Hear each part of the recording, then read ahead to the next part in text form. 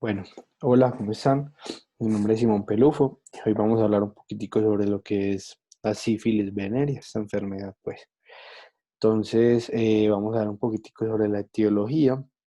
Entonces, empecemos con que sea, pues, vamos a hablar, o sea, puede darse por varios, pero vamos a hablar hoy específicamente sobre lo que es la bacteria Treponema pallidum. Entonces, es una espiroqueta que es finamente enrollada. Vamos a tener, pues, que es gram negativa, es anaerobia y va a tener una capa de fibronectina que lo que va a hacer es que los va a proteger, pues las va a proteger frente a la fagocitosis, ¿cierto? ¿Qué más vamos a tener acá? Entonces vamos a ver que pues es, ay, qué pena, que se da por transmisión sexual, puede ser transfusional también, pues, y puede ser congénita, que los niños pues hacen parte, los que son de sífilis congénita hacen parte de un grupo de enfermedades que se llaman TORCH. Vamos a tener que la mayor incidencia es en homosexuales y vamos a tener unos datos aquí como epidemiológicos que son que la sífilis congénita, o sea, ya el bebé, ¿cierto? Pues entre 1998 y 2016 se dieron de 0,9 a 1,11 casos por 1000 nacidos vivos, mientras que la sífilis gestacional, o sea, de la madre, vamos a tener que fue del 2003 al 2016, de 1,3 a 6,6 casos por 1000 nacidos vivos. Vamos a tener como fisiopatología entonces que vamos a tener que se adhieren a la fibronectina del hospedador. Tiene algo que se llama hialuronidasa y no van a sobrevivir fuera del hospedador. Esto es por una razón por la cual con esta bacteria no se hace cultivo. Es porque no sobreviven casi fuera del hospedador, pues y obviamente no va a ser posible hacer el cultivo, ¿cierto? Y vamos a tener que hay destrucción celular dada por una respuesta inmunológica, entonces esto hace que, digamos, genere como señales patógenas para hacer una respuesta inmunológica pues, frente a las células. No vamos a tener parte también de la fisiopatología, lo que son los estadios. Entonces vamos a ver primero que aquí, o sea, tenemos que en la capa de los vasos, ¿cierto? Tenemos varias capas, pero que vamos a tener en todos los estadios, vamos a tener lo que es endarteritis, que va a hacer que es una inflamación en la túnica íntima o en la capa interior, pues, y vamos a tener periarteritis, que va a ser en la túnica adventicia o en la capa externa. Entonces, ¿qué es lo que va a pasar con esto? Esta inflamación lo que va a hacer es que va a bloquear y va a hacer pues como patógeno lo que son las señales neuronales frente a este microorganismo, lo que va a generar que no se tenga dolor. Entonces, por eso es que vemos que el sífilis es digámoslo así, una enfermedad indolora. Entonces, ¿qué vamos a tener primero? Pues ya sabemos pues lo que es endarteritis y periarteritis, y entonces vamos a tener un chancro, perdón, que es indoloro en lugar de una inoculación, ¿cierto? Entonces vamos a tener que vamos a tener primero el chancro y vamos a tener que una pápula que luego se va a pasar a una úlcera que como ahorita les venía diciendo es indolora, ¿cierto? Entonces esta va a ser pues como de bordes elevados y lo que va a hacer es que pues entonces les venía diciendo aparece pues una pápula, esto se da normalmente después de 10 a 90 días. Vamos a tener que se va a dar pues como este chancro o ya al final la úlcera en el sitio de replicación, pues en el sitio pues donde se da, donde infectó la bacteria y ahí se va a replicar. Vamos a tener también alrededor lo que son linfadenopatías regionales indoloras y como les decía ahorita es un periodo de incubación de 10 a 90 días, ¿cierto? Esta es la etapa como la más contagiosa. Entonces, vamos pues aquí están como las imágenes de lo que pues se ve clínicamente. Ya en la secundaria, se diría como ya la tardía, seguimos teniendo endarteritis y periarteritis. Ya vamos a empezar con síndromes que son un síndrome pseudogripal. Bueno, en esta anterior vamos a tener que aquí como es indolora, muchas veces los pacientes no se dan cuenta de estos, así digamos en las imágenes parezcan como muy llamativas, puede que esté en la región ventral del pene o, por ejemplo, esta región, pues en una región escondida de los labios y de la vagina, pues, y puede que no la veamos, y como es indolora, no se percibe, y por eso es que a veces la sífilis primaria o es la más contagiosa y también es la que se deja pasar más fácil, digamos, ya lo que es la secundaria. Entonces ya tenemos la tardía, entonces ya aquí empezamos con síndromes pseudogripales y vamos a tener un exantema mucocutáneo que va a ser generalizado. Entonces, ¿qué es lo que vamos? Pues vamos a tener algo que se va a llamar clavos sifilíticos, pues eso es por la forma, digámoslo así, de la lesión, ¿cierto? También vamos a tener lesiones cutáneas distribuidas por todo el cuerpo, como la vemos acá, que se van a llamar condiloma lata, que es como una placa eritematosa, que es lo que se va a ver pues alrededor en todo el cuerpo, ¿cierto? Vamos a tener pues lo que es una alopecia areata, que se va a ver como al principio parches pues de alopecia en el pelo, terminándose pues por caer bastante el pelo. Y vamos a tener una leucoplasia vellosa, que es en la lengua, que se va a dar como esta coloración blanquecina, como una mini placa ahí encima de la lengua, digámoslo así, ¿cierto? Entonces es como la sífilis secundaria. Aquí están los clavos, lo que es el condinoma lata y vamos a tener pues la leucoplasia vellosa. Entonces vamos ya a la sífilis terciaria, que también se conoce como neurosífilis, pues su nombre lo dice, ya entra al sistema nervioso, entonces vamos a tener manifestaciones del sistema nervioso central y del sistema cardiovascular. Entonces, ¿por qué vamos a tener bacteremia disminuida? Pues precisamente porque ya entró a órganos, a tejidos y a líquido cefalorraquídeo, vamos a tener pues espiroquetas, pues ya vamos a tener menos espiroquetas en circulación. También se ven en estos pacientes aneurisma aórtico. Vamos a tener gomas en piel, en hueso, que estas gomas son como una, digámoslo así, una forma granulomatosa, que pues van a ser granulomatosos, pero destructivos, y eso se da en piel y en hueso. Por ejemplo, aquí vemos en el paladar duro, vemos pues como una de esas gomas y como ya destruyó ahí pues el tejido que había. También vamos a tener fracturas patológicas, pues va todo a piel y a huesos, y pues como tenemos ahí en huesos, pues entonces vamos a tener esas fracturas pues patológicas que no son con trauma, ¿cierto? Y vamos a tener pues tabes dorsal, que es una manifestación pues en la médula espinal, que vamos a tener pues como todo el cordón posterior ahí, ¿cierto? Esto es más frecuente en inmunosuprimidos y pues obviamente por la razón de la inmunosupresión va a llegar mucho más fácil a lo que es pues esta fase de neurosífilis. Entonces vamos a ver lo que es sífilis congénita. Entonces en sífilis congénita vamos a tener que... eh, ay, esto se me movió acá, me disculpan. Y ahora sí. Entonces vamos a tener que la placenta va a estar aumentada de tamaño, va a estar edematosa y pálida, ¿cierto? Entonces ahorita les voy a explicar bien qué es esto. Esto es una de las pruebas que se hace para en conjunto pues, con otras para el diagnóstico. Pero esto acá es importante porque esta prueba hay que hacerla. ¿Por qué? Porque entonces vamos a tener que los anticuerpos, o sea, si son, digámoslo así, menores que los de la mamá, los del bebé son menores que los de la mamá, ahí no, digámoslo así, no es que el niño presente sífilis congénita, sino que esos anticuerpos se los pasó la mamá, pues ella es positiva para sífilis. Y por la barrera pues placentaria también pasa lo que es la IgG o la inmunoglobulina G, y pues por eso es que el bebé también ahí va a adquirir como anticuerpos, pero van a estar menores que los de la mamá y por eso nos hace sospechar que no tiene sífilis, sino que es que la mamá se despasó esos anticuerpos.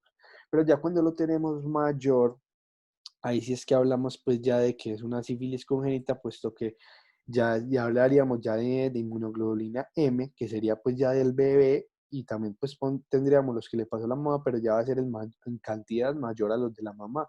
Y esto nos habla de una sífilis congénita y ya empezamos pues a tocar el tema de lo que es TORCH. Entonces, atraviesa la placenta, entonces normalmente es por pues parto vía vaginal, vamos a ver malformaciones y puede también traer muerte fetal o neonatal, ¿cierto? Entonces, en la enfermedad temprana, vamos a ver, pues esto a los pacientes menores de 2 años de vida, ¿cierto? Aquí estamos hablando de la edad del paciente. Entonces vamos a ver rinitis sifilítica, vamos a atender el exantema maculopapular generalizado y descamativo. vamos a tener neuritis del nervio de óptico y vamos a tener hepatoesplenomegalia, ¿cierto? Como vemos aquí en la imagen, entonces ahí vemos pues como esas características clínicas. Y vamos a hablar de la enfermedad ya tardía, pero seguimos hablando de la edad del paciente. Esto ya, pues precisamente ahorita les voy a hablar también de tardía y temprana, pero en otros aspectos. Entonces, en la tardía vamos a hablar de que es mayor a 2 años de vida.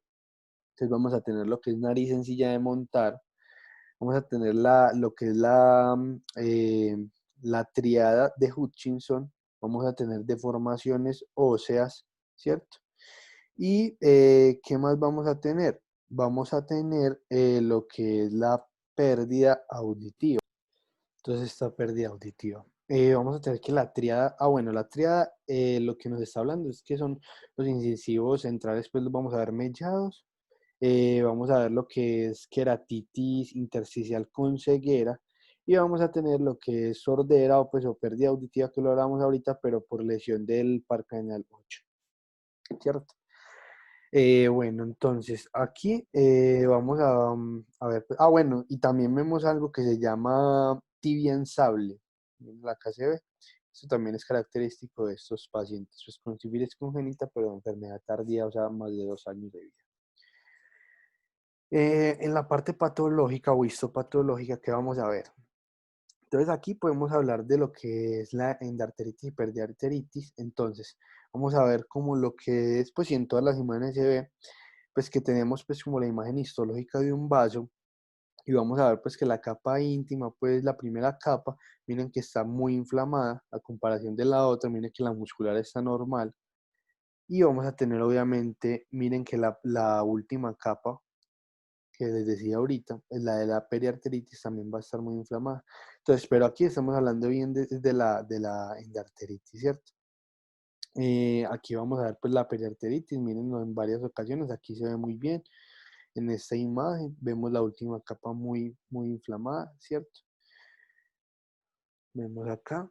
Y pues ahí, ¿qué es lo que vamos a tener? Entonces, vamos a tener, bueno, y ya cuando llegamos a la úlcera, entonces vamos a tener infiltración de la úlcera, van a llegar un montón de polimorfonucleares y macrófagos. Bueno, hay que hablar que también tenemos en las linfadenopatías, vamos a tener pues lo que es la hiperplasia de centros germinales y vamos a tener ahí células plasmáticas, ¿cierto? Hay que tener en cuenta que lo que es la hiperplasia es el aumento del número de células, ¿cierto? Por eso se ve así. Y un exantema generalizado, pues la endarteritis va a estar con infiltrado inflamatorio, vamos a tener linfoplasmocitario, pues se llama así. Obviamente vamos a tener, pues hay linfocitos y plasmocitos y abundantes espiroquetos, ¿cierto? Entonces ahí vemos un montón, pues, de lo que es polimorfonucleares. Entonces vamos a hablar del diagnóstico, que es como importante aquí de entenderlo bien. Entonces tenemos primero las pruebas en las que yo voy a detectar el microorganismo como tal. Por ejemplo, el treponema yo lo voy a ver. Entonces, para eso se utiliza una microscopía que se llama campo oscuro. Y pues aquí voy a ver es una muestra directa, entonces aquí si yo veo el treponema, yo ya puedo hacer el diagnóstico de sífilis, ¿cierto? Pero si no lo veo, no quiere decir que el paciente no la tenga porque pueden haber momentos en donde yo no lo vea. Entonces esta me sirve para diagnosticar, pero no para descartarla. Entonces ya venimos a las pruebas serológicas, que vamos a tener las no treponémicas y las treponémicas. Entonces las no treponémicas, estas son muy importantes porque, o sea, me sirven mucho, pero utilizan antígenos que no son específicos. Entonces yo puedo tener, por ejemplo, aquí errores en los cuales me marca como positivo y tengo que ir a confirmarla, pero no necesariamente. Si aquí me da positivo, ya es que no sea negativo para sífilis, ¿cierto? Entonces aquí vamos a determinar anticuerpos IgG e IgM y se va a utilizar un antígeno lipídico, cardiolipina lecitina, ¿cierto? Entonces vamos a ver lo que es entonces la prueba de DRL que les explicaba ahorita. Entonces aquí vamos a ver, es como en unos tubos, pues unas diluciones. Aquí es lo que se ve, ya les voy a mostrar en la imagen, pues macro y micro, y sería pues como una vista, digámoslo así, desde arriba al tubo. Entonces, si yo tengo positivo, pues igual van a ser débil reactivo, pero pues es positivo, ¿cierto? Y negativo, pues que yo no veo, ¿cierto? Esta es la que única que se puede hacer en la neurosífilis, ¿cierto? Entonces yo ahí voy a, pues, si tengo neurosífilis o sospecha, voy a hacer una BRL. Entonces las diluciones, ¿qué quiere decir esto de uno en 2, uno en 4, uno en 8, uno en 16, uno en 32? Así es como te lo marcan, digámoslo así, quien hace la prueba, digámoslo el laboratorio, como te lo expresa. Y entre más grande sea, digámoslo así, el segundo número, por ejemplo, el denominador, o sea, siempre aquí va a estar el 1, el otro número, mientras más grande esté, ahí es donde vamos a hablar de que cada vez está, pues hay una mayor infección, ¿cierto? Entonces aquí como lo ven a macro, ¿cierto? El no reactivo, pues macro no es que se vea mucho la diferencia, pero ya el micro sí vamos a ver. Entonces aquí está como muy diluido, vamos a ver, pues está como esparcido. Mientras que en el reactivo vamos a tener que hay una aglutinación, ¿cierto? Entonces aquí ya vamos a ver que son positivos, que son anticuerpos frente al daño, el daño del treponema. Entonces aquí es donde se están aglutinando y por eso es que hablamos pues de positivo, ¿cierto? También tenemos lo que es la RPR o reagina plasmática rápida, que es en suero en plasma. Es el método pues, de elección para el diagnóstico serológico y es como el más rápido pues, en el entorno clínico.